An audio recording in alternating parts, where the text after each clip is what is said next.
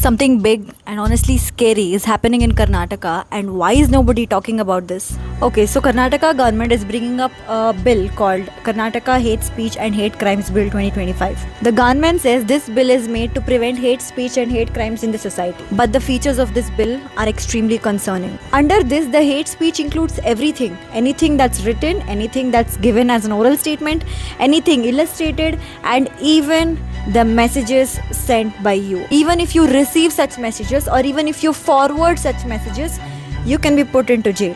This means criticizing the state even in your private messages can get you into jail.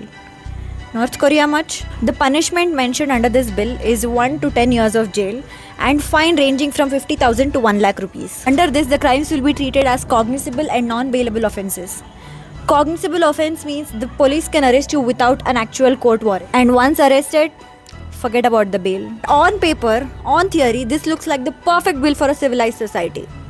But who decides what a hate crime is? There is no proper definition of what a hate speech is, nor there is a definition of what a hate crime is. Anything can be interpreted as a hate crime. People in Karnataka were arrested for saying Bharat Mata ki Jai. If that is considered as a hate speech, what on earth is not hate speech? The bill has such vague terms that it says you cannot even hurt the emotions of a person. The Chief Minister of Karnataka has given statements such as Hindutva is a violent religion. Hindutva spreads violence.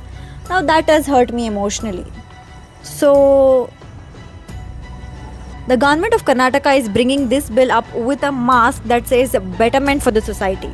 But we all know how it will be misused. This bill snatches away the right that the Constitution of India has given to its citizens under Article 19. Right to freedom of speech and expression. Now I want all those torchbearers of Constitution to speak up and tell how this bill is against the constitutional values. Karnataka's cabinet has already approved this bill, and this bill is up for discussion in the Karnataka Legislative Assembly. And if this bill becomes an act, good luck. So speak up, raise awareness about this bill, share this, and say no to this bill, because once this bill is passed, you cannot even say no.